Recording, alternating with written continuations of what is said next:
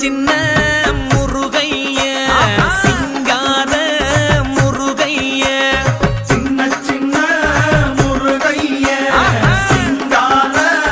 முருகைய கொஞ்சி கொஞ்சி தமிழ் பேசும் செந்தில் வடிவேலனவ கொஞ்சி கொஞ்சி தமிழ் பேசும் செந்தில் வடிவேலனவ சின்ன சின்ன முருகைய சிங்கார முருகைய கொஞ்சி கொஞ்சி தமிழ் பேசும் செந்தில் வடிவேலனவ சுப்பிரமணிய சாமி என்பார்,